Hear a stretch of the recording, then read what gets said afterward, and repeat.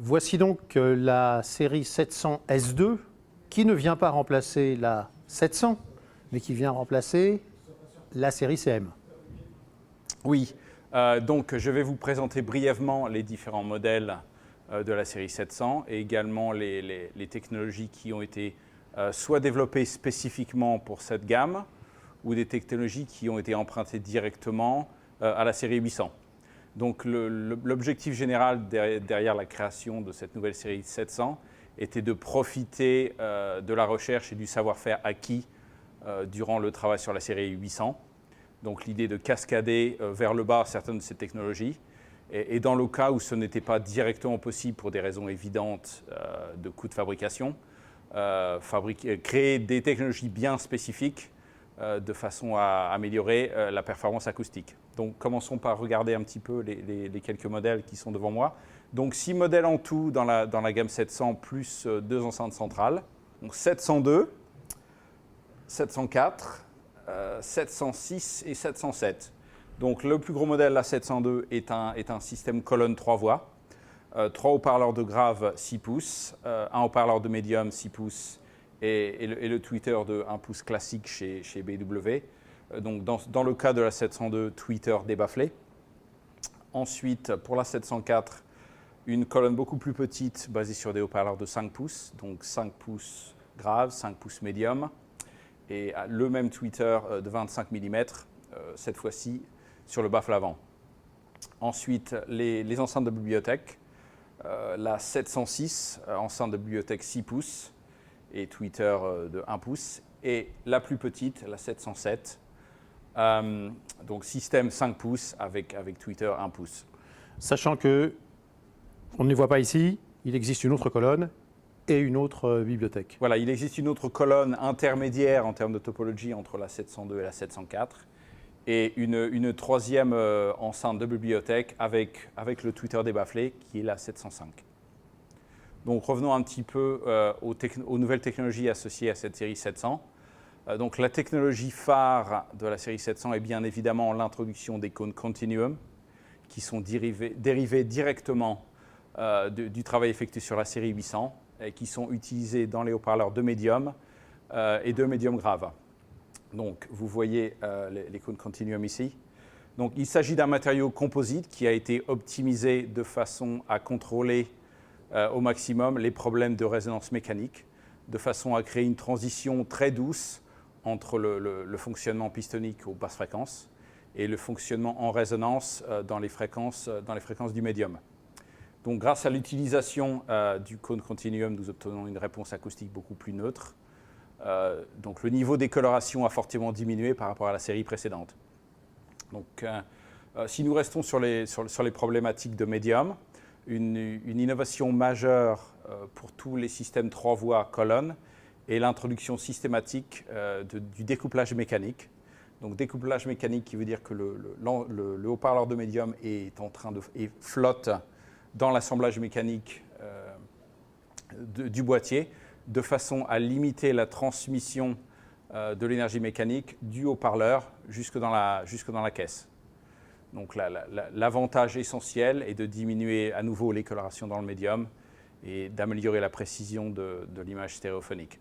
Les haut-parleurs de médium intègrent également un châssis en aluminium optimisé avec des fréquences de résonance très élevées qui sont elles-mêmes contrôlées par l'addition sur la face frontale d'une masse accordée, ce qui permet d'obtenir à nouveau un assemblage mécanique extrêmement inerte.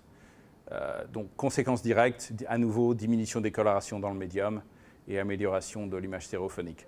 Et adoption d'un saladier en aluminium plutôt que ce que vous aviez auparavant. Oui, donc les séries précédentes utilisaient un châssis en zinc non amorti. Donc la chose la plus simple est d'effectuer une démonstration. Si je tape le châssis de la génération précédente avant de le faire résonner. OK. Donc des résonances très métalliques, très marquées. Donc ces résonances sont poussées vers le haut grâce à l'optimisation en termes de géométrie du châssis aluminium. Donc démonstration finale, le châssis complet intégrant la masse accordée sur la face avant, avec le résultat suivant. Donc toutes les colorations mécaniques induites par les résonances ont complètement disparu, à nouveau améliorant la qualité de reproduction du médium. Donc, technologie suivante dans la série 700, donc le tweeter. Il n'était bien sûr pas envisageable d'intégrer un dôme diamant dans ce type de gamme de prix. Donc nous avons effectué un travail important de recherche et développement de façon à essayer de combler l'écart de performance entre le tweeter diamant, qui est bien sûr présent dans la série 800, et les tweeters de technologie classique type double dome utilisés dans les CM. Donc le résultat de cette recherche est ce que nous appelons le dôme carbone. Donc cette technologie nous a permis de pousser la première fréquence de résonance mécanique du dôme jusqu'à 47 kHz. Donc nous obtenons en pratique un tweeter dont la réponse est très bien contrôlée, au-delà de 40 kHz, grâce à la combinaison de deux composants. D'une part, un dôme frontal en aluminium de 30 microns sur lequel a été ajoutée une couche mince carbone de façon à augmenter sa raideur. Et deuxièmement, un anneau qui est attaché à l'arrière de ce dôme, en carbone lui-même, et qui suit exactement le profil géométrique du dôme frontal. Donc la combinaison de ces deux composants nous permet d'obtenir un assemblage très, très rigide, avec une masse mobile très similaire à ce que nous avions auparavant, ce qui nous permet de pousser jusqu'à 47 kHz la résonance fondamentale de cet assemblage. Donc en plus de l'innovation au niveau du dôme, le tweeter débafflé a été amélioré de façon très substantielle par l'adoption de la technologie Solid Body, qui consiste à utiliser une pièce massive d'aluminium usiné pour remplacer l'assemblage précédent utilisé dans les séries CM-S2. Donc la conséquence immédiate de ce choix technologique est à nouveau la création d'un assemblage très très inerte en termes de résonance mécanique. Et à nouveau, une petite démonstration très simple permet d'illustrer ce point. Donc ceci est le composant de la série précédente, donc CM-S2.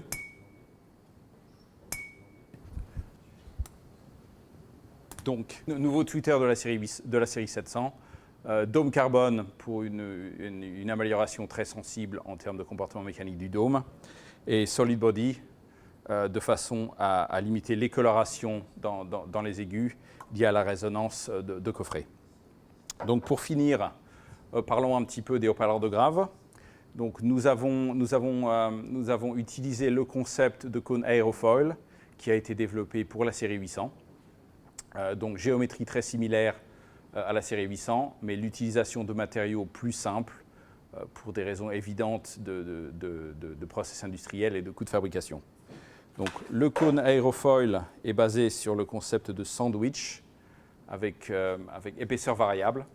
Donc ceci est un exemple de cône aérofoil de 7 pouces coupé en deux, ce qui permet de bien voir la peau carbone frontale et sur l'arrière, avec le matériau mousse super léger entre les deux.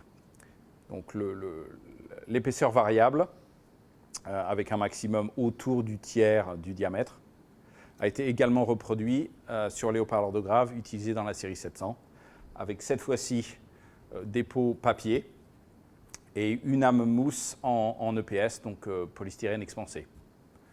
Donc les bénéfices sont très similaires avec ce qui a été utilisé dans la série 800, avec les premières fréquences, les premiers modes de résonance mécanique du cône poussés à des fréquences supérieures, de façon à obtenir un comportement beaucoup plus pistonique du haut-parleur.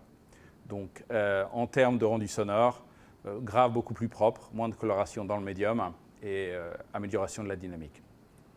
Donc on est vraiment sur une série qui a utilisé toutes les technologies développées par la 800, avec des prix qui finalement sont plus chers que la gamme 600 indubitablement, mais présente un rapport qualité-prix, si on peut dire, tout à fait étonnant. Oui, donc vous avez clairement un bond technologique très très important par rapport au 600, tout en restant relativement abordable. Les technologies clés des 800 sont bien présentes ici. En clair, le haut-parleur de médium présent dans les 702 et 703 est très similaire au haut-parleur de médium utilisé dans les 800 et 802. Et le haut-parleur de médium de la 704, donc plus petit 5 pouces, est très similaire au haut-parleur de médium utilisé dans les 803 et 804.